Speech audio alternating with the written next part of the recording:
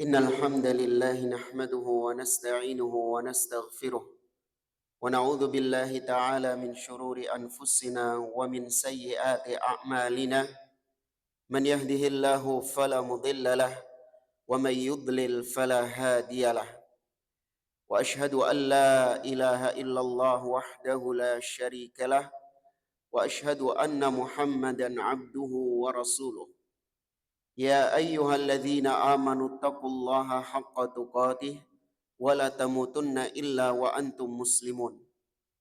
يا أيها الناس اتقوا ربكم الذي خلقكم من نفس واحدة وخلق منها زوجها وبث منهما رجالا كثيرا ونساء واتقوا الله الذي تساءلون به والأرحام إن الله كان عليكم رقيبا.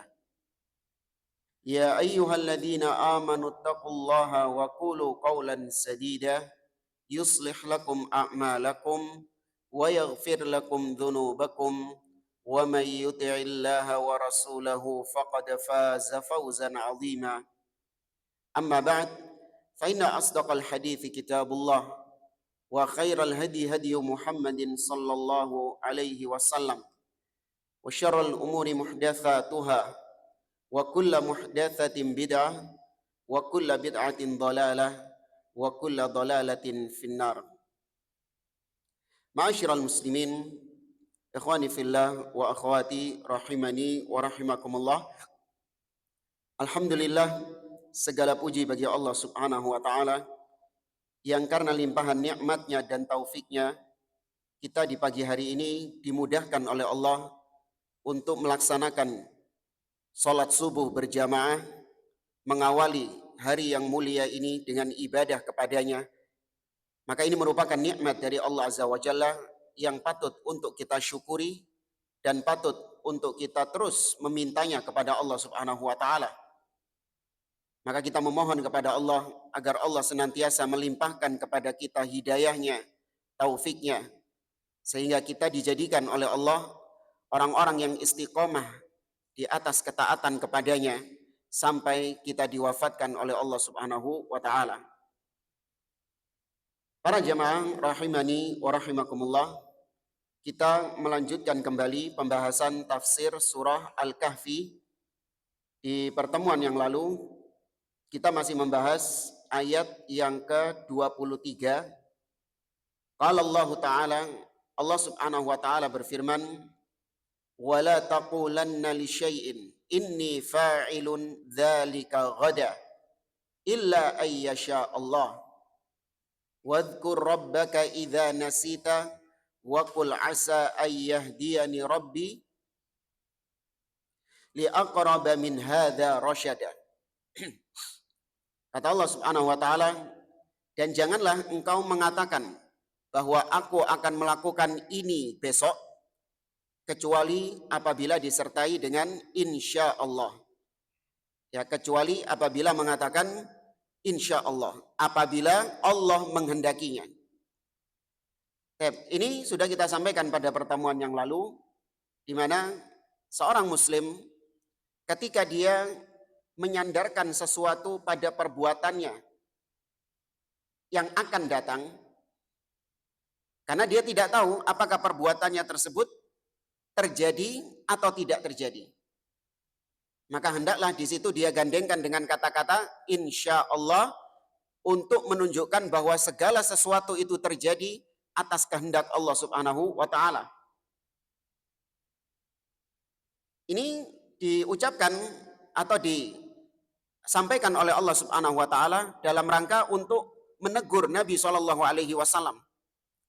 Tatkala Nabi ditanya oleh orang-orang Quraisy tentang apa itu, bagaimana kisah Ashabul Kahfi, kemudian bagaimana kisah Dzulqarnain, dan apa itu ruh, maka Nabi Shallallahu alaihi wasallam mengatakan menjanjikan besok akan menjawabnya. Namun Nabi lupa mengucapkan insya Allah. Maka keesokan harinya wahyu tidak kunjung turun sampai 15 hari. Baru kemudian Allah menurunkan firman-Nya di surat Al-Kahfi ini. Sekaligus teguran Ya, sekaligus teguran kepada Nabi SAW untuk tidak mengatakan bahwa aku akan melakukan ini, aku akan berbuat ini dan itu besok, illa ayyasha Allah, kecuali apabila disertai dengan ucapan insya Allah. Nah, kemarin yang belum kita sampaikan adalah tentang ucapan insya Allah yang dibahas oleh para ulama dalam kitab-kitab akidah, yaitu al-istithna fil iman. Ucapan insya Allah yang berkaitan dengan keimanan kita. Kalau ada yang masih ingat, apa hukumnya kita mengatakan saya mukmin insya Allah?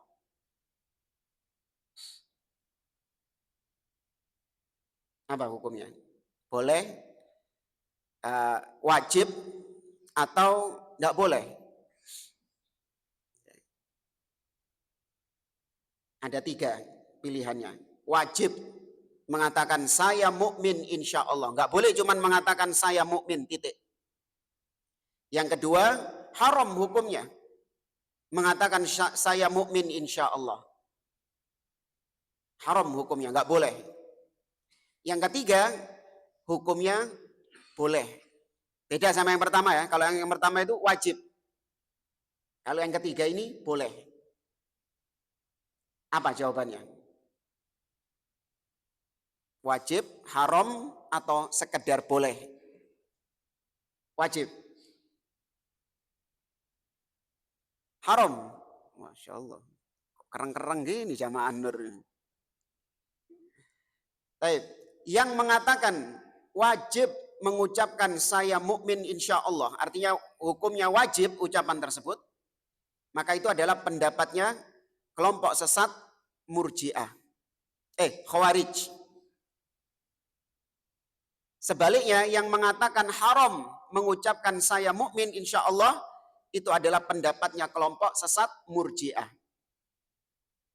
Adapun Ahlus Sunnah, maka membolehkan mengucapkan saya mukmin insya Allah.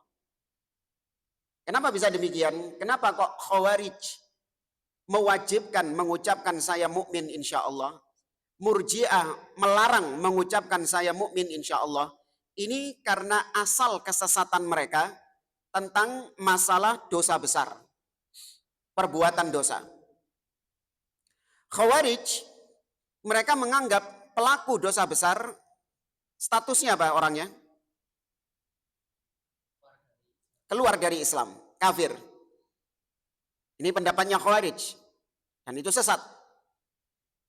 Jadi pelaku zina, ya minum khamr, mencuri, berdusta, pokoknya pelaku dosa itu kafir, murtad, keluar dari Islam.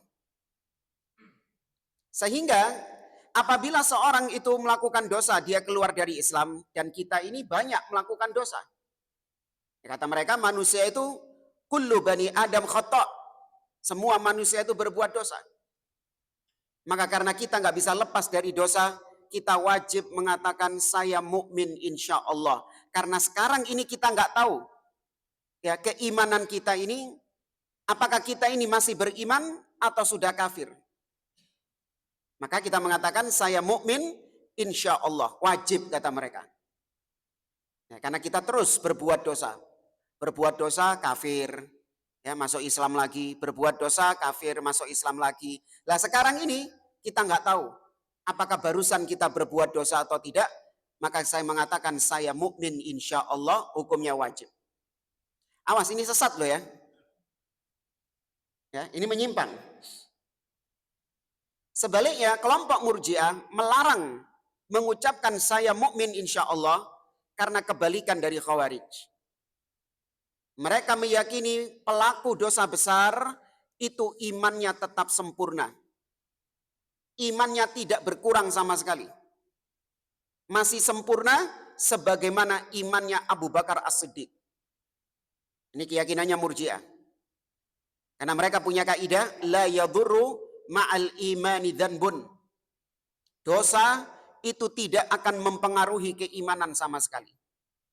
Orang yang berbuat dosa, dia masih sempurna keimanannya. Karena namanya iman itu bagi mereka cukup di mana? Di dalam hati. Pokoknya hatinya beriman, maka perbuatannya bagaimanapun dia tetap kalau hatinya beriman, maka dia beriman dengan sempurna. Dari sini kita sering mendengar wanita-wanita muslimah yang ketika kita nasihatkan kepadanya untuk menutup aurat, dipakai jilbabnya, jangan menampakkan auratmu. Apa jawaban mereka? Yang penting hatinya berjilbab. Nah itu cirinya Murji'ah. Karena mereka mengatakan demikian, maka mereka melarang mengucapkan saya mukmin insya Allah. Karena berarti di situ meragukan keimanan yang ada di dalam diri. Sedangkan namanya keimanan itu satu kepastian. Sehingga kalau dikatakan saya mukmin insya Allah, berarti ada unsur keraguan-raguan. Maka nggak boleh kata mereka. Ya, iman harus ditetapkan ada. Meskipun dia melakukan perbuatan dosa bagaimanapun, dia mukmin. Nggak boleh mengatakan saya mukmin insya Allah. Nah, adapun ahlus sunnah, maka ahlus sunnah membolehkan, bukan mewajibkan, bukan melarang, tapi membolehkan mengucapkan saya mukmin insya Allah karena beberapa kondisi berikut ini. Yang pertama, bin nadhari ilal qabul. Kita mengucapkan ahlus sunnah sekarang ini ya, ini yang benar. Kita mengucapkan insya Allah, saya mukmin insya Allah, itu dari sisi kita nggak tahu apakah keimanan kita ini diterima oleh Allah ataukah tidak. Paham ya? Keimanan kita ini loh, apakah pasti diterima sama Allah? Belum tentu. Ya, di antara keimanan kita adalah ibadah-ibadah kita. Sholat kita, puasa kita, sedekah kita. Apakah itu semua pasti diterima sama Allah? Tidak. Maka kita mengatakan saya mukmin insya Allah. Dilihat dari sisi itu. Kemudian yang kedua, bin nadhari, dilihat dari sisi menghindarkan diri dari tazkiyatun nafs. Menghindarkan diri dari merasa suci. Merasa telah sempurna keimanannya. Supaya kita terhindar dari merasa suci, merasa sudah sempurna, mentok keimanannya, maka kita mengatakan saya mukmin insya Allah, supaya kita tawadhu, rendah diri. Ya, tidak sok. Maka dari sisi ini kita mengatakan saya mukmin insya Allah. Kemudian yang ketiga, dari sisi kesempurnaan iman kita. Karena namanya keimanan itu ada asal, ada fara, ada akarnya, pondasinya, dan ada cabangnya. Akar keimanan kita adalah qaulu la ilaha illallah, ucapan la ilaha illallah yang telah kita ucapkan. Sehingga dengan ucapan la ilaha illallah Muhammadur Rasulullah, kita menjadi seorang muslim. Maka ini nggak boleh kita mengatakan insya Allah. Anda misalnya ketika ditanya, sampean muslim, mukmin, kalau dilihat dari sisi pondasi keimanan kita, bahwasanya kita adalah orang yang benar-benar yakin terhadap Allah. Tidak ada yang berhak disembah dengan Allah. Kita meyakini Nabi SAW adalah utusan Allah. Lantang Anda mengatakan, iya saya mukmin. Karena yang ditanyakan adalah akarnya, pondasinya. Adapun cabangnya, ya kan, cabangnya, itu kita nggak sempurna cabangnya itu. Terkadang kita melaksanakan ibadah kepada Allah, tapi juga terkadang kita bermaksiat kepada Allah Subhanahu wa taala. Itu dilihat dari sisi cabang kesempurnaannya. Ibarat gini jamaah. Kayak mobil. Mobil ini ada bagian-bagian yang merupakan pondasinya. Sehingga kalau itu nggak ada, maka dia tidak akan dikatakan sebagai mobil. Artinya dia nggak akan bisa berfungsi. Tapi mobil itu ada bagian yang disebut dengan penyempurna saja. Ya, bukan cuma aksesoris. Ya, aksesoris atau penyempurna saja. Yang kalau itu nggak ada, ya mobilnya masih tetap bisa jalan selama pondasinya itu masih ada. Apa ya? Siapa yang mungkin bisa memetakan kalau mobil ya? Mana yang itu bagian inti dan mana itu bagian penyempurna? Mesin itu bagian inti. Spion itu inti. Enggak, penyempurna. Ban itu inti, kalau nggak ada nggak bisa jalan. Iya. AC apa? Penyempurna. Tuh, kalau nggak ada penyempurna tadi, mobil nggak ada spionnya, nggak ada AC-nya, nggak ada kacanya, nggak ada lampunya, masih bisa jalan? Masih bisa jalan. Tapi kalau sudah nggak ada mesinnya, nggak ada bahan bakarnya, nggak ada bannya, yang itu merupakan bagian inti dari mobil tersebut, maka dia nggak akan bisa jalan. Nah, demikian juga keimanan kita. Keimanan kita itu ada bagian inti dan ada bagian penyempurna. Nah, yang bagian inti ini, kalau Anda seorang mukmin yang sudah meyakini, nggak boleh Anda mengatakan insya Allah. Anda mukmin, yang ditanya tentang inti daripada agama Anda. Insya Allah ya. Loh, Anda ini beriman sama Allah apa enggak? Ya insya Allah saya beriman. Loh, gimana maksudnya insya Allah saya? Enggak, saya beriman kepada Allah Subhanahu wa Ta'ala. Tidak ragu. Anda beriman dengan surga dan neraka? Beriman. Jangan mengatakan insya Allah ya. Saya beriman sama surga dan neraka. Oh, berarti masih ada sisi raguan di situ. Ya mungkin BE ono Ustaz. Ya BE mungkin ada surga itu. Tapi mungkin juga nggak ada. Wallahu a'lam, saya nggak pernah lihat. Boleh kayak gitu? Nggak boleh. Tapi kalau dari sisi penyempurna keimanan, ya dari sisi kesempurnaan iman, yaitu cabang-cabang keimanan, ibadah-ibadah yang kita kerjakan kepada Allah Subhanahu wa Ta'ala, iya. Kita nggak tahu iman kita ini sempurna ataukah tidak. Ya, maka dari sisi ini boleh kita mengatakan saya mukmin insya Allah.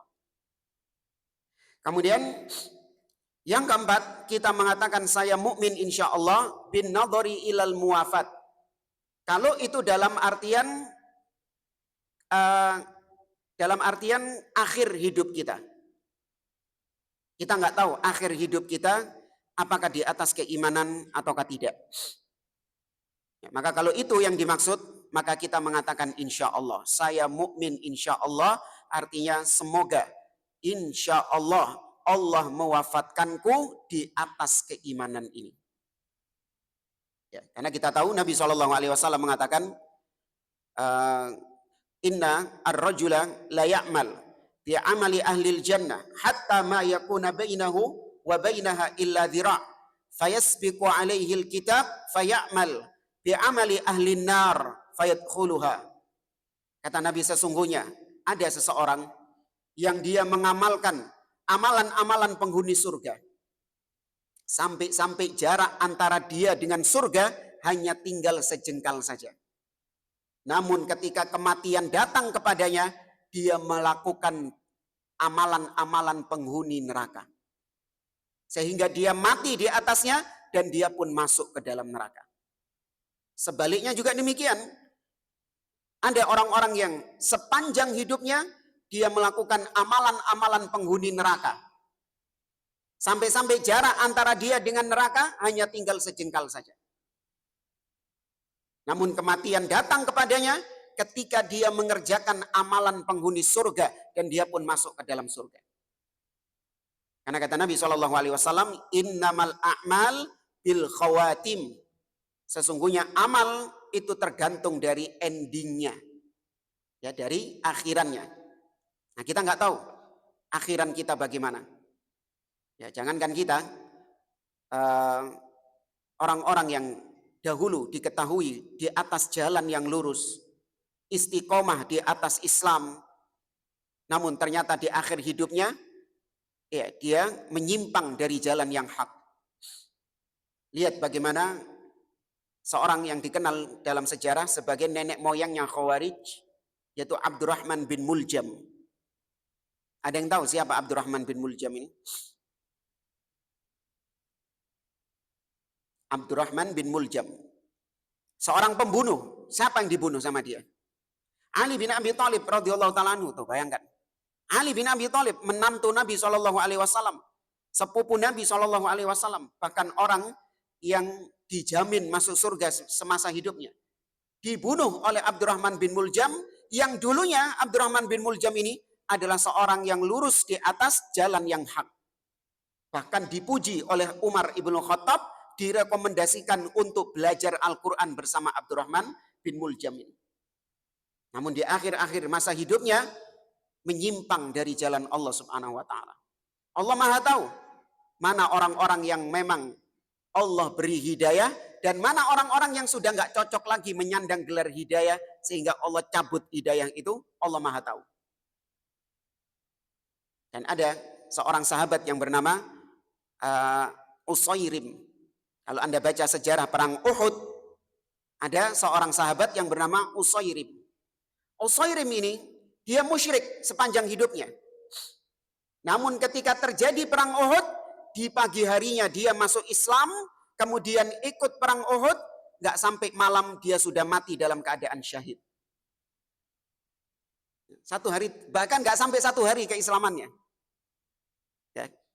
Sampai-sampai disebutkan bahwasanya dia ini dakhalal jannah walam yasjud sajdatan qat. Ajaib orang ini. Dia masuk surga padahal belum pernah sujud sekalipun. Ya, melbu Islam, langsung ikut perang, syahid langsung. Ya, 1 hari itu dok dia. Ya, maka kalau dilihat dari sisi ini, kita nggak tahu ending kita, akhir hidup kita, apakah ditutup dengan keimanan atau naudzubillah ditutup dengan kekufuran, kita nggak tahu. Ya, maka insya Allah, semoga Allah Subhanahu Wa Taala mewafatkan kita di atas keimanan. Tapi itu yang berkaitan dengan insya Allah yang kemarin belum sempat kita bahas. Sekarang kita lanjut ke potongan ayat berikutnya. Allah mengatakan, "Wadhkur rabbaka idza nasita." Dan ingatlah Rabbmu apabila engkau lupa. Ya, wadhkur rabbak idza nasita.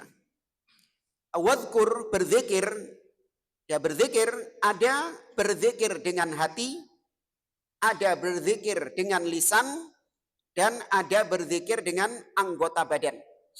Semuanya itu disebut zikir. Tapi kalau bahasa Indonesia itu namanya zikir itu kok cuman dikhususkan dengan lisan saja ya. Ya, zikir pagi petang. Ya betul, itu memang salah satu zikir. Tapi namanya zikir ini adalah mengingat Allah. Dengan apa kita mengingat Allah? Dengan hati. Ya, kita senantiasa mengingat Allah Subhanahu wa taala dengan hati kita. Kemudian dengan lisan, kita mengingat Allah dengan memuji Allah Subhanahu wa taala. Membaca Al-Qur'an itu adalah bentuk zikir kepada Allah. Bertasbih, bertahmid, ya berkata jujur, itu merupakan zikir kepada Allah. Dan perbuatan anggota badan. Salat yang kita lakukan barusan ini, itu adalah bentuk zikir kepada Allah Azza wa Jalla.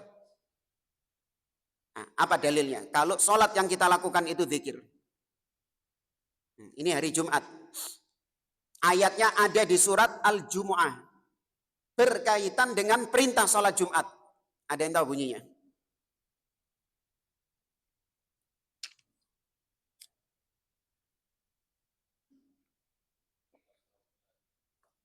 Ya Pak? Naam, ahsantum. Ya. Idza nudiya lis-salati min yaumil jumu'ati fas'au ila dzikrillah wa dzarul bai'. Apabila telah dipanggil untuk melaksanakan sholat Jumat, fas'au, maka bersegeralah. Kemana? Ila dzikrillah. Bersegera menuju zikir kepada Allah. Padahal maksudnya zikir di situ sholat. Ya, dan sholat kita tahu perbuatan anggota badan. Nah kata Allah, ingatlah Rabbmu, berzikirlah kepada Rabbmu idza nasita, apabila engkau lupa. Ya. Maka seorang ketika dia dalam kondisi lupa kepada Allah Subhanahu wa taala, ya, maka seorang berusaha untuk melaksanakan apa yang dia lupa tadi. Ini berkaitan kata para ulama, seperti misalnya Nabi SAW mengatakan, man nama an salatin falyusalliha idza nasiyaha. Barang siapa yang tertidur, ya barang siapa yang tertidur dari sholat, kelewatan sholat, tertidur, au nasiyaha, atau dia lupa, ya dia lupa melaksanakan sholat. Ya biasanya kalau perjalanan ya, apalagi sholat isya, seringnya itu gitu biasanya. Tahu-tahu sudah sampai rumah, baru ingat, oh iya belum sholat isya tadi, karena tadi lagi di jalan. Padahal sudah lewat waktu isya. Bagaimana? Sudah enggak sholat? Ya, kata Nabi, fal yusalliha idza dzakaraha. Begitu dia ingat, langsung dia sholat. Ya, meskipun sudah lewat waktunya. Tapi begitu ingat, langsung dia melaksanakan sholat tersebut. Ya, demikian juga tentang puasa. Seorang yang sedang berpuasa, kemudian dia makan ataupun minum. Kalau berhubungan kayaknya nggak mungkin. Hah? Mungkin, ya mungkin saja, wallahu a'lam. Ya, berhubungan, lupa kalau lagi puasa. Meskipun kecil kemungkinannya. Ya mungkin saja. Mungkin masih tanggal 1 Ramadan, kan adaptasi gitu. Masih baru awal bulan Ramadan. Ya, mungkin saja. Ya. Tapi ketika dia lupa makan, minum ketika bulan Ramadan, kalau memang benar-benar dia lupa, maka falyutimma saumahu, kata Nabi. Hendaklah dia sempurnakan puasanya itu. Tidak perlu dia batalkan. Karena Allah Subhanahu wa taala memberikan dia makan dan memberikan dia minum. Fa innallaha at'amahu wa saqahu. Ya, kemudian kata Allah, wa qul asa ayyahdiyani rabbi li aqraba min hadza rasyada. Dan qul, katakanlah, asa ayyahdiyani rabbi, semoga Rabbku memberikan hidayah kepadaku li aqraba min hadza rasyada. Ya, untuk memberikan petunjuk kepadaku yang lebih dekat daripada petunjuk ini, daripada kebenaran ini. Ya. Apa maksudnya? Para ulama menyebutkan kata-kata asa, wa qul asa ini bisa diartikan semoga, roja. Ya, semoga. Tapi kalau yang dibicarakan adalah Allah Subhanahu wa taala, maka maksudnya adalah Allah mentakdirkan hal tersebut. Terjadinya apa yang ditakdirkan oleh Allah Subhanahu wa taala. Contoh misalnya di dalam surat An-Nisa ayat 99, Allah mengatakan faulaika asallahu ayya'fuwa anhum. Maka mereka itulah asa, orang-orang yang telah diampuni oleh Allah Subhanahu wa taala. Ya, maka asa bisa berarti semoga, bisa berarti telah terjadi. Ya, tergantung konteksnya nanti.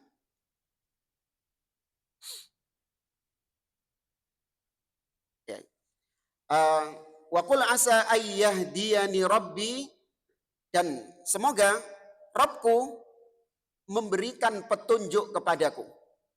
Ya, kita sudah sampaikan bahwasanya petunjuk ada dua model, ada hidayah ilmu dan ada hidayah taufik.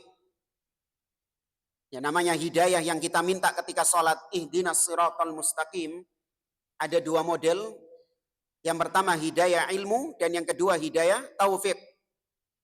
Hidayah ilmu siapapun bisa menyampaikannya.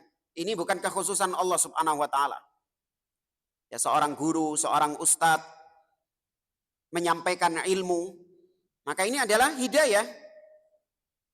Tapi apakah ilmu yang didapatkan itu diimani, dipraktekkan, dijalankan atau tidak? Butuh apa? Taufik dari Allah Subhanahu wa taala. Karena kita tahu ada orang-orang yang sudah memiliki ilmu, sudah tahu, tapi tidak dia jalankan ilmu tersebut. Apa? Karena tidak mendapatkan taufik dari Allah Subhanahu wa taala. Ya, maka kita minta hidayah kepada Allah dua-duanya. Kita minta hidayah ilmu, petunjuk berupa ilmu, dan kita juga minta petunjuk berupa taufik untuk menjalankan ilmu tersebut. Kemudian lanjut ayat 25. Allah Azza wa Jalla mengatakan walabithu fi kahfihim thalathami'atin sinina wazdadu tis'a. Dan mereka ashabul kahfi, pemuda-pemuda ashabul kahfi, mereka tinggal di dalam gua itu selama 300 tahun dan ditambahkan kepada mereka 9 tahun. Ya, berarti total 309 tahun. Muncul pertanyaan, Ustadz, kenapa kok nggak langsung disebutkan 309 tahun? Kenapa Allah kok mengatakannya 300 ditambah 9 plus 9? Ada yang bisa jawab?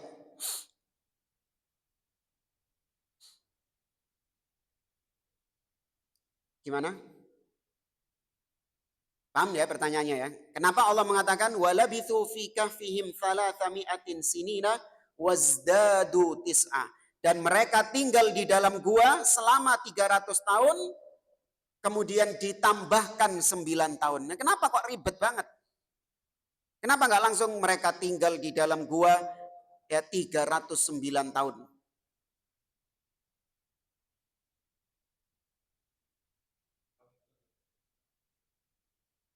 Komariah, Syamsiah. Ya. Betul, ini disampaikan oleh beliau, cuman itu pendapat yang salah. Ya, kita baca. Memang yang masyhur memang demikian umumnya. Kata beliau, limadza lam yaqul mi'ata wa tis'ina sinin. Ya, kenapa? Allah tidak langsung mengatakan 309 tahun. Maka jawabannya kata beliau, laisa kama qala ba'dhum bi anna sinina 300 bisyamsiyah wazdadu tis'an bil qamariyah. Tidak sebagaimana yang dikatakan oleh sebagian orang, yaitu kalau 300 tahun itu adalah dihitung dari kalender syamsiyah, kalender peredaran matahari atau yang dikenal dengan Masehi. Sedangkan kalau 309 tahun itu Qamariyah, Hijriyah, yang menghitungnya dengan peredaran bulan. Ya. Makanya kita ini kalau dihitung usianya dengan menggunakan kalender Hijriyah, luwih tuwek. Iya. Kita ini muda karena ngitungnya pakai Masehi. Ya. Coba nanti kalau di rumah di-convert. Usia Anda, tanggal lahir Anda yang kita tahu cuman kita tahu Masehinya, coba nanti dikonvert ke Hijriyah. 13 ya. Oh, per tahun ya. Ya, masing-masing beda-beda, tergantung usianya berapa tahun. Nanti ketemunya lebih tua.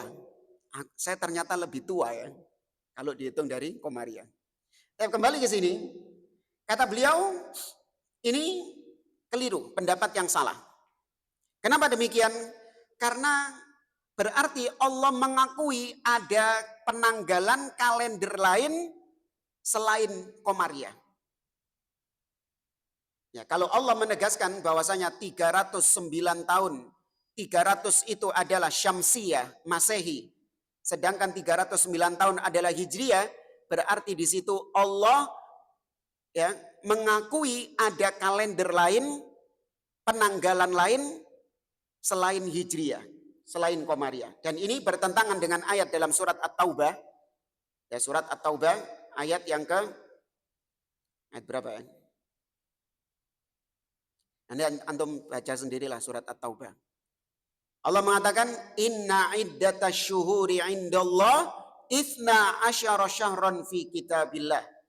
Yauma khalaqas samawati wal arda minha arba'atun hurum. Sesungguhnya hitungan bulan di sisi Allah. Inna iddatash syuhur.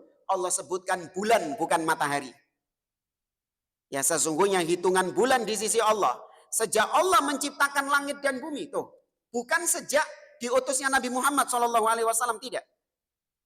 Ya, tapi kalender yang ditetapkan oleh Allah sejak Allah ciptakan langit dan bumi itu dari bulan, dan ada 12 kata Allah Subhanahu wa taala. Di antara 12 bulan itu ada 4 bulan yang haram. Kalau diurutkan, wajib jamaah Islam seorang muslim tahu. Kalau diurutkan, Januari apa jamaah? Tombol ngantuk. Bulan pertama. Al-Muharram. Sik nyandet-nyandet itu. Coba nek Januari ngono lancar. Januari, Februari, Maret teges. Al-Muharram, Safar. Terus Rabiul Awal. Nah, ini sekarang ini. Rabiul Akhir atau Rabiul Tsani. Kita sekarang berada di akhir penghujung Rabiul Tsani. Ya, insyaallah kita akan masuki bulan Jumada Al-Ula. Berapa sekarang? Bulan keempat. Bulan kelima Jumada Al-Ula. Bulan keenam Jumada Akhirah atau Jumada Tsaniyah. Bulan ketujuh Rajab. Bahasa gini. Rajab. Bulan ke-8 Sya'ban. Nah, bulan 9 yang kita nanti-nantikan. Ramadan, Syawal. Dzulqa'dah dulu, jangan Dzulhijjah dhisik. Dzulqa'dah dan Dzulhijjah. Ya, 12 bulan. Tapi hanya ini yang diakui sama Allah. Dan di atas bulan inilah syariat kita berjalan, berputar. Nggak ada Pak syariat Islam menggunakan kalender Masehi, nggak ada. Nggak ada. Ibadah apa yang pakai kalender Masehi? Saya mau tanya. Apa? Nggak ada pakai kalender Masehi. Semua ibadah kita pakai kalender Hijriah. Seorang wanita yang ditinggal mati oleh suaminya, maka dia wajib menjalani masa haid. Iddah. Kalau ngitung haid itu bukan ketika suaminya mati, tapi ketika tolak. Ya, baru ngitung masa haidnya. Tapi kalau suaminya mati, maka iddahnya berapa? Bukan 410. 4 bulan 10 hari. Ya, arba'ata asyhurin wa asyrah. 4 bulan 10 hari. Ngitungnya pakai kalender apa ini? Hijriyah, bukan Masehi, awas. Pakai kalender Hijriyah, bukan pakai kalender Masehi. Dan kalender Hijriyah itu antara 29 dan 30 hari. Enggak ada 31, enggak ada. Atau kabisat. Tahun kabisat 28 hari tok, enggak ada. Hijriyah pasti antara 29 dan 30 hari. Ya. Terus ngitung haul. Ya, haul nisab zakat, ketika harta kita sudah sampai nisab langsung dikeluarkan zakatnya? Enggak, entah ini dhisik. Nunggu dulu setahun. Nah, setahun ini pakai kalender apa? Hijriyah, enggak ada pakai kalender Masehi. Bahkan Syekh Shalih bin Fauzan Al-Fauzan hafizahullah taala dan beberapa ulama yang lain bahkan sampai titik mengharamkan seorang muslim menggunakan kalender Masehi. Karena itu merupakan bentuk tasyabbuh. Karena kalender ini adalah syiar mereka, jemaah. Itu adalah syiar mereka, agama mereka. Setiap agama pasti memiliki kalender masing-masing. Setiap agama. Jadi jangan dianggap kalender itu bukan kepercayaan, bukan keyakinan. Enggak, itu bagian dari din, bagian dari agama. Yahudi punya kalender sendiri. Ya kan? Nasrani punya kalender sendiri. Kemudian ada apa? Tahun Saka itu. Agama apa itu? Hindu ya. Ya, tahun Saka tuh, lihat masing-masing agama punya kalender sendiri-sendiri. Imlek itu. Konghucu, ya, punya kalender sendiri. Cuman memang seorang karena memang di sini sudah terlanjur menggunakan umumnya kalender Masehi, maka apa yang sudah berjalan dengan kalender Masehi tersebut nggak bisa kita hindarkan. ya sudah, mau nggak mau kita ikuti. Namun kalau kita memiliki kuasa, memiliki power untuk menggunakan kalender Hijriah, pakai kalender Hijriah. Contoh misalnya, kita punya perusahaan, ya, toko atau apalah. Maka kita berlakukan di situ kalender Hijriah. Gajian setiap tanggal 1 kalender Hijriah misalnya. Kenapa? Wong ini perusahaan saya kok. Terserah saya. Ya kan? Ketika dia punya kuasa di situ dan dia tidak menimbulkan dengan kebijakannya tadi tidak menimbulkan mudarat-mudarat, maka sebaiknya seorang tetap pada awalnya menggunakan kalender Hijriah itu. Ya, dan kita dimudahkan sekarang dengan aplikasi-aplikasi di HP sehingga kita tahu ini sekarang tanggal berapa Hijriah. Ya, di jam tangan juga ada. Nah, ini jam tangan, nah ini 29 Rabi' Ats-Tsani. Ya, sekarang tanggal 29 Rabi' Ats-Tsani. Sehingga orang bisa tahu ya Ramadan tinggal berapa hari. Apa yang saya persiapkan ya. Oh, sekarang masuk bulan ini. Kira-kira di bulan ini ada ibadah apa yang kita kerjakan? Atau kalau yang mau puasa Ayyamul Bid, tuh. Tanggal berapa puasa Ayyamul Bid? 13, 14, 15. Apa? September? November? Hijriah jemaah. Tidak ada kaitannya sama sekali dengan Masehi. Ya. Dan kembali ke sini. Maka berarti itu pendapat yang salah. Terus pendapat yang benar apa? Pendapat yang benar Allah sebutkan 300 ditambah 9 tahun itu adalah untuk supaya akhir ayatnya itu sama. Ya, supaya untuk mengikuti akhir ayat. Karena Al-Quran Allah Allah jadikan indah ayat-ayatnya. Sehingga akhiran-akhirannya itu sama antara satu ayat dengan ayat yang lain. Coba Anda lihat akhir ayat antara ayat sebelumnya dan sesudahnya. Ya, perhatikan kalau tadi kita baca ayat 25. Coba perhatikan ayat 24 tadi. Wa qul asa ayyahdiyani rabbi li aqraba min hadza rasyada. Wa labithu fi kahfihim 300 sinina wazdadu tis'a. Rasyada tis'a. Ending ayatnya sama. Ini yang dikatakan oleh Syekh Utsaimin. Beliau mengatakan kenapa disebutkan 300 ditambah 9 tahun. Al-Quranul Azim ablaq kitab. Famin ajli tunasib. Au tanasaba ru'usil ayat. Al-Quran itu adalah kitab yang benar-benar di atas ketinggian bahasa sastra-sastra yang lain. Ya, sastranya bahasa Arab itu sangat tinggi sekali. Nah, oleh karena itu Allah jadikan akhir ayatnya itu sama antara satu ayat dengan ayat yang lain. Di antaranya ini Allah katakan 300 ditambah 9 tahun. Memang kalau diterjemahkan Indonesia nggak muncul keindahan sastranya itu. Ya, tapi kalau dalam bahasa Arabnya orang-orang Quraisy yang mereka ini sastrawan-sastrawan Arab ketika baca ini mereka pasti mengatakan ini nggak mungkin yang mengucapkan ini manusia. Orang yang tahu sastra akan mengatakan nggak mungkin yang mengucapkan ini manusia. Tapi kalau dikatakan bahwasanya walabithu fi kahfihim 300 wa tis'in. Titik. Gak enak. Dan mereka tinggal di dalam gua 309 tahun. Wis titik. Gak nyambung sama ayat sebelumnya dan ayat setelahnya. Paham ya maksudnya ya? Ini salah satu hikmah kenapa Allah sebutkan 300 ditambah 9 tahun. Ya. Adapun hikmah-hikmah yang lain kita nggak tahu. Nggak boleh kita ngarang-ngarang sendiri. Oh karena ini Ustadz. Oh karena ini Ustadz. Enggak, ini perkara gaib.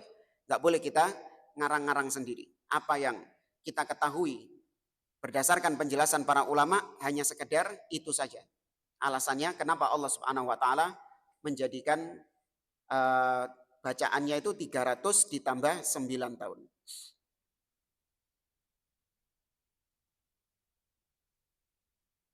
Para jamaah rahimani wa rahimakumullah.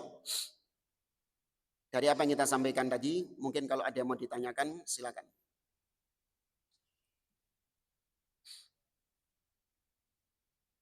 Kalau nggak ada, kita lanjutkan.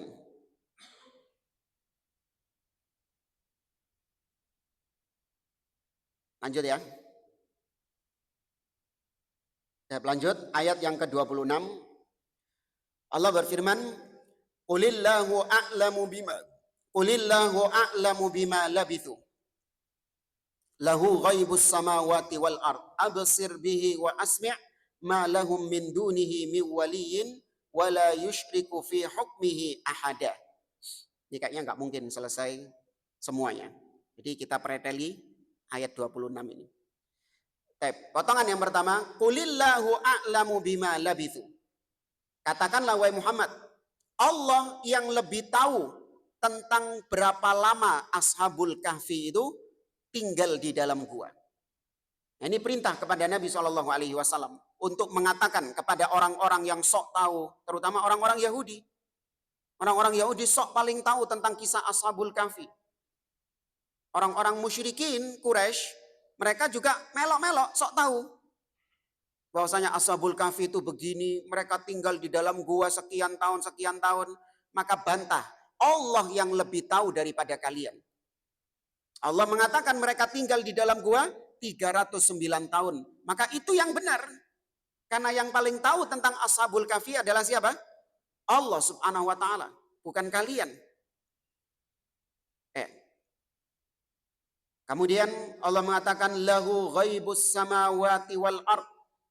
Milik Allah lah yang gaib di langit dan di bumi. Apa-apa yang gaib, yang tersembunyi di langit dan di bumi, itu hanya Allah Subhanahu wa taala yang mengetahuinya. Gaib adalah perkara-perkara yang tidak nampak, tapi dia ada. Itu disebut gaib. Seperti misalnya kalau dulu di pesantren siswanya di absen, fulan hadir, fulan hadir. Nah kalau ada yang absen, fulan nggak ada, apa jawabnya? Gaib. Iya gaib. Ya, fulan gaib. Artinya dia ada, tapi nggak hadir di sini, nggak ketok di sini. Bukan jadi setan, bukan. Ya, artinya dia ada, tapi dia nggak hadir. Orang yang beriman yu'minuna bil ghaib. Seorang mukmin itu beriman terhadap yang gaib. Berarti sesuatu itu kita imani, nggak harus dia itu kita lihat dulu, baru kemudian kita yakini. Enggak. Cukup dari informasi yang Allah sampaikan kepada kita, kita percaya informasi tersebut. Tanpa ada harus pembuktian secara empiris, harus ada faktanya secara ilmiah, ya, harus ada fotonya, gambarnya, harus merasakan, enggak. Cukup informasi dari Allah dan Rasulnya. Meskipun kita enggak melihatnya, meskipun kita tidak merasakannya, tapi kalau Allah dan Rasulnya sudah mengatakannya, kita imani itu. Itu. Makanya ada tiga tingkatan yakin. Ada 3 tingkatan yakin. Yang pertama disebut dengan ilmul yakin, yang kedua ainul yakin, dan yang ketiga haqqul yakin. Apa bedanya? Ilmul yakin, ainul yakin, haqqul yakin. Ilmul yakin adalah keyakinan yang berdasarkan ilmu saja, berdasarkan informasi saja. Kita cuma dikasih tahu, tapi kita sudah meyakini itu. Padahal kita belum melihatnya dan kita belum merasakannya. Yang kedua, ainul yakin. Tingkatan kedua adalah ainul yakin, yaitu keyakinan karena telah melihatnya. Meskipun belum merasakannya. Dan yang ketiga, haqqul yakin. Keyakinan yang timbul karena sudah merasakannya. Diibaratkan oleh para ulama seperti misalnya buah apel. Misalnya ini. Saya mengatakan kepada Anda, ya Bapak-bapak sekalian, saya pagi hari ini di Masjid An-Nur, ya, saya di tas saya membawa, misalnya loh ini ya, saya membawa buah apel. Ada di dalam tas buahnya. Anda belum melihatnya dan Anda belum merasakannya. Saya mengatakan kepada Anda, di tas saya ada buah apel yang manis sekali. Warnanya merah, rasanya manis sekali. Ketika Anda meyakini informasi ini, maka itu disebut apa? Ilmu yakin. Nah, kemudian saya keluarkan apelnya, karena ada orang yang nggak percaya. Wah, nggak percaya aku, Ustaz. Ya. Saya keluarkan apelnya. Tuh, ini saya bawa beneran apelnya. Tuh, keliri abang, warnanya merah. Nah, baru orang tadi percaya. Oh iya ya. Baru dia yakin kalau saya bawa apel. Nah, ini namanya apa? Ainul yakin. Ada yang nggak percaya lagi. Oh, nggak percaya. Paling itu pajangan biasanya itu loh. Iya, plastik atau dari apa pajangan di ruang tamu dulu biasanya kan ada ono gedangi, ono anggur gitu. Padahal kayu. Pernah tahu ya? Oh itu paling pajangan itu hiasan aja itu. Ya, nggak ada rasanya nggak manis itu. Tak incip no. Oh, kilo incipen nggak percaya. Ya, diincipkan sama dia, keras. Oh iya legi tiba no, manis. Baru dia percaya itu. Sudah melihat, sudah ngincipi. Maka namanya apa ini? Hakul yakin. Pertanyaannya, keimanan kita terhadap Allah, terhadap hari kiamat, terhadap surga dan neraka, terhadap azab kubur, nikmat kubur, terhadap malaikat, itu level yang mana? Hakul yakin. Hah? Ilmu yakin. Tuh. Level keimanan kita itu ilmu yakin. Kenapa? Karena belum melihat kita. Apalagi hakul yakin, kita belum merasakan surga, belum merasakan neraka. Auzubillah. Maka kita ilmu yakin, kita sudah mengimaninya meskipun itu hanya sebatas informasi dari Allah dan Rasulnya. Cukup sudah. Enggak perlu ada pembuktian. Waduh, saya nggak mau beriman sama surga dan neraka dulu, Ustaz. Kenapa? Saya belum melihatnya. Iya, belum lihat. Cuman dikasih tahu tok sama Allah, ada surga, ada neraka. Tapi belum lihat, belum ditampakkan kepada saya. Maka sepurani, mohon maaf, saya nggak bisa mengimaninya. Oh, ini bukan percaya terhadap yang gaib. Dia baru percaya terhadap yang nampak. Dan ini bukan keimanan. Makanya, orang-orang yang baru beriman ketika matahari terbit dari arah barat, itu dinafikan keimanannya, ditolak. Ya, Allah Azza wa Jalla mengatakan, "Yauma ya'ti ba'du ayati rabbik la yanfa'u nafsan imanuha lam takun amanat min qabl au kasabat fi imaniha khaira." Dalam surat Al-A'raf Allah mengatakan, hari tatkala datang tanda-tanda, ya tanda-tanda atau datang apa yang telah Allah janjikan, yaitu datang hari kiamat kepada mereka. Ya, ketika hari kiamat itu Allah mengatakan tidak lagi bermanfaat orang-orang yang baru beriman ketika itu. Imannya tidak bermanfaat. Kenapa? Karena sudah nampak. Wes ketok wesan. Kau dulu-dulu kemana? Allah sudah ngasih tahu, kau tidak mau mengimaninya. Ngenteni delok dhisik baru beriman, yo berarti kau nggak percaya sama Allah Subhanahu wa taala. Paham ya maksudnya? Kemudian juga dalam surat Al-An'am, ya, Allah mengatakan walau tara idh wuqifu 'alan nari qalu ya laitana nuraddu wa la nukadziba bi ayati rabbina wa nakuna minal mu'minin. Dan ketika mereka ditampakkan neraka, ini ketika hari kiamat di akhirat, ketika orang-orang kafir ditampakkan neraka, baru mereka mengatakan, duhai seandainya kami dikembalikan ke dunia, kami akan menjadi orang-orang yang beriman. Dan kami tidak akan lagi mendustakan ayat-ayat kami. Kata Allah, bal badalahum ma kanu yukhfuna min qabl. Iya, kalian ngomong seperti itu karena sudah nampak di hadapan kalian neraka. Baru ngomong kok ngono. Duh emane rek, ro ngono dhisik beriman. Iya neraka ketok. Nah sebelum-sebelumnya nerakanya belum kelihatan. Kenapa nggak beriman kalian? Ya, maka namanya gaib, yu'minuna bil gaib. Kita seorang muslim mengimani yang gaib.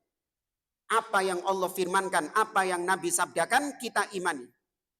Ya, meskipun akal kita, wah nggak masuk akal, khoyal, wah ini nggak mungkin, ini secara ilmiah nggak mungkin. Saya lihat dulu kalau ada baru saya imani. Oh nggak butuh kon.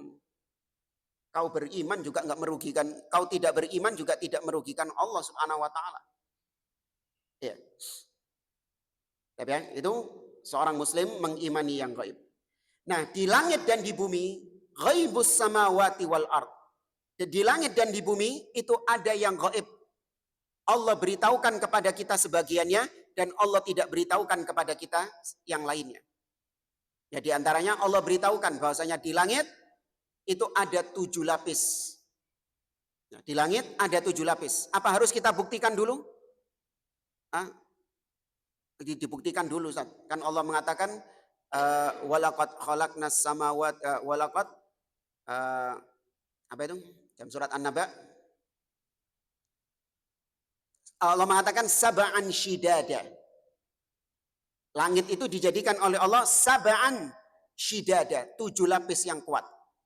Nah, kita ini masih 1 lapis yang kita ketahui ini. Ya kan? Yang sudah katanya di explore ya. Itu pun juga semuanya. Belum langit kedua, belum langit ketiga. Allah beritahukan bahwasanya di masing-masing langit itu kata Nabi SAW, ma min maudhi'i arba'ati asabi' illa wa fihi malakun sajidun aw raki'. Tidak ada tempat di langit sebesar 4 jari kecuali pasti ada malaikat yang sujud dan rukuk di situ. Berapa jumlah malaikat? Banyak. Tuh, Allah beritahukan yang gaib tadi kepada kita. Kita imani. Ya. Dan seterusnya. Ya. Demikian juga di bumi Allah beritahukan tentang yang gaib. Kemudian juga termasuk di antara perkara gaib adalah tentang ilmu. Apa yang terjadi di masa yang akan datang. Kata beliau, ilmun fil mustaqbal. Ilmul mustaqbal.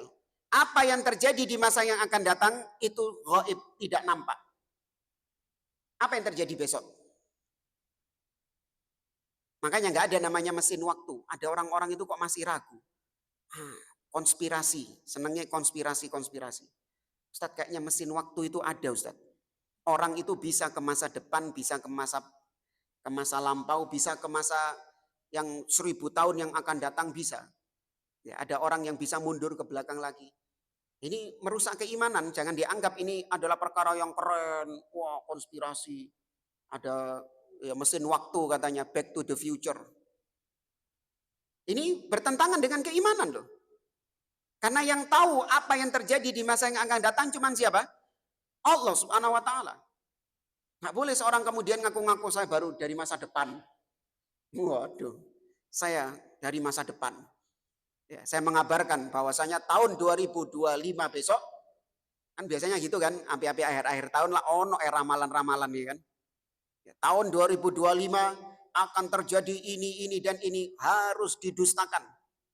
Jangan ada keraguan-raguan. Bener Ustaz. Enggak. Kalaupun benar, harus didustakan bahwasanya orang tersebut tidak tahu yang gaib. Ya, orang tersebut tidak mengetahui yang gaib. Benarnya itu, karena sudah kita sampaikan, Allah sengaja jadikan benar sebagai ujian untuk kita dan sebagai istidraj untuk mereka yang percaya. Tuh, kalau ada ramalan tepat, benar, kedaden, tahun 2025 katanya, mungkin ya Allah wa'lam, akan terjadi gempa, akan terjadi tsunami. Kalaupun memang terjadi seperti yang diramalkan, itu ujian buat kita yang nggak percaya. Loh, kadang goncang loh keimanan kita itu. Paham ya? Kadang keimanan kita goncang. Kita nggak percaya tapi kedaden. Apakah antum masih tetap berada di atas keimanan antum? Bahwasanya yang tahu yang gaib cuman Allah. Atau antum berpindah ke tukang ramal itu? Itu ujian. Dan sekaligus istidraj. Ya sekaligus istidraj bagi orang yang percaya sama tukang ramal itu. Ketika ramalannya beneran kedaden, tambah semakin apa ini orangnya? Semakin yakin. Tambah semakin yakin dia. Itu istidraj dari Allah. Ya, maka tidak ada yang tahu apa yang terjadi di masa yang akan datang kecuali Allah. Allah mengatakan dalam surah An-Naml ayat 65, "Qul la ya'lamu man fis samawati wal ardil ghaiba illallah." Katakanlah, tidak ada yang tahu apa yang di langit dan yang di bumi, tidak ada yang tahu yang gaib kecuali Allah Subhanahu wa taala. Ya, ini harga mati, nggak boleh kita ragu, nggak boleh kita yakin kepada tukang-tukang ramal atau ramalan-ramalan tersebut. Kita cukupkan di potongan ayat ini. Insya Allah kita lanjutkan pada pertemuan yang akan datang. Wallahu a'lam. Mungkin satu pertanyaan kalau ada.